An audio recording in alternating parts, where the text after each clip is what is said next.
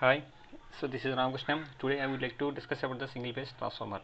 So, in single phase transformer, we have so many topics. Among all, I would like to discuss about the how to derive the EMF equation of the transformer and how to extract the exact equivalent circuit of single phase transformer in of the uh, transformer windings. Of course, these there are two windings we have. One is primary winding, another one is secondary winding. So we can also call them as a high voltage winding or low voltage winding. Exactly, we have to call like high voltage winding and low voltage winding, because you can give any side to the power to the transformer winding. You can give on primary low voltage side, or you can give the supply to this high voltage side. So based upon the side where we are giving the source, that winding is acting as primary winding. So where we are connecting the load, that winding is acting as a secondary winding. So so the transformer is working on the principle of Faraday's laws of electromagnetic induction. So what is Faraday's laws of electromagnetic induction? That is, whenever a conductor cuts the magnetic field, EMF will be induced in that conductor. So for this production of EMF, there should be two conditions required. One is a conductor should be there, and a flux should be there, and there should be a relative motion between these two. So in the transformer is static device. It cannot move. The windings, that is the concentrated windings, are also standstill position, and they cannot move. So the flux which is passing through these windings should have the alternating one, so that whenever we are giving alternating voltage to the winding, alternating current is also produced. That alternating current produces alternating flux. That alternating flux can cuts the stationary conductors of the primary winding, then EMF will be induced in the winding. So now we have to derive what is that induced EMF. So let us start. EMF induced according to Faraday's laws, E of t is equal to minus n d phi by dt, where minus sign represents the Lenz law, that is the effect opposes the cause which is producing it. And see that there are different parameters here. EMF equation for V1 applied primary side voltage, I1 primary side current, and N1 primary side number of turns, E1. This is the induced EMF, that is instantaneous induced EMF in the primary winding, and phi m is the magnetic flux, and I2 is the secondary side current, and E2 is the instantaneous induced EMF in the secondary side winding, and N2 is the number of turns on secondary winding. So very important, that is omega. It is angular frequency that can be equal to 2 pi f, where f is frequency f in h, and omega angular frequency can be measured in radians per second, and the flux density Bm can be written as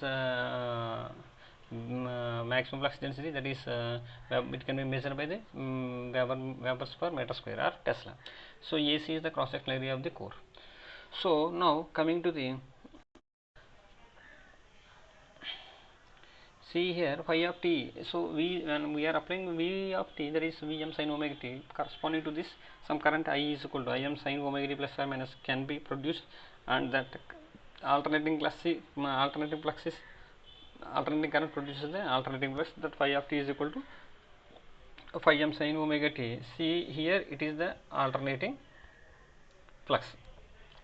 So according to the Faraday's laws of electromagnetic induction, we know that E of t is equal to minus n d phi by dt. So now here, corresponding to primary side induced EMF, E can be written as E1, and corresponding to primary side winding, there are n1 number of turns, so that minus n1 d by dt of, so phi of t is nothing but so from the above relation, phi m sin omega t dt. So we have to differentiate this equation with phi m sin omega t.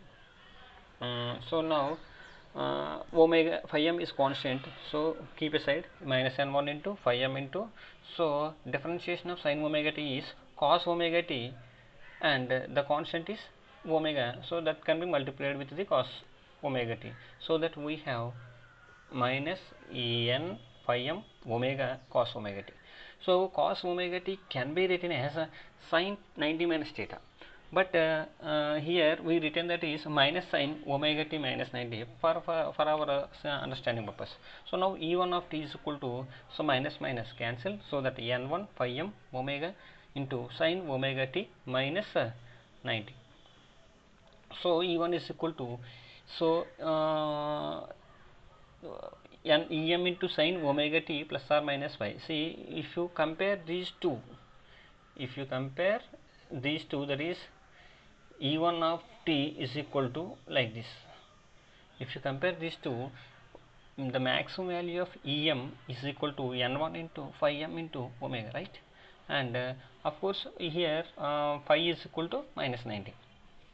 So where Em is the amplitude of the induced EMF, that is maximum peak value of induced EMF in induced EMF. So therefore E1 max is equal to n phi m. So by comparing these two, we can write that is E1 maximum is equal to n1 phi omega. Now E1 RMS is equal to, we know that RMS value is always peak value by root 2. So that here peak value is E1 maximum. E1 maximum divided by root 2. So what is E1 maximum? N1 phi m omega. So that N1 phi m omega by root 2. So N1 phi m omega by root 2. So phi m can be omega can be replaced by 2 pi f. So therefore N1 phi m into 2 pi f by root 2. 2 pi by root 2 can give the 4.44. So therefore E1 RMS is equal to 4.44 f phi m n1 volts. So this is the RMS value induced in the transformer primary winding. So we know that the flux produced in the transformer core phi m is equal to area of the cross section AC into maximum flux density Bm. So phi m is equal to AC into Bm. So that the above equation can be written as 4.44 into F into AC into Bm into N1. So so this is another finalized equation, that is what is the EMF induced in the primary winding, that is RMS value. So what is the procedure we followed in the above, the same can be followed for the secondary winding also. So according to the Faraday's laws of electromagnetic induction, E of t is equal to minus n d phi by dt. So now coming to the secondary side, E2 of t is equal to, here because of secondary side we have n2 number of turns, so that n can be replaced by n2. So E2 of t is equal to minus n2 d phi of t by dt. So what is phi of t? Phi m sin omega t. So E2 of t is equal to minus n2 d by dt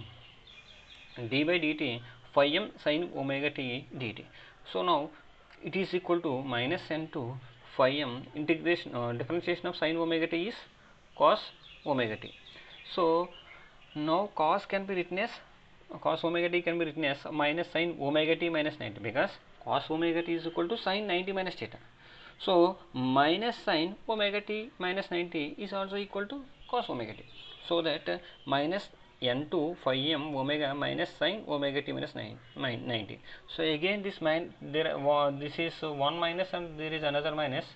See, if you observe here, this is one minus and this is another minus. These two minuses gets cancelled, and finally you will get E2 of t is equal to n2 phi m omega into sin omega t minus 90. See.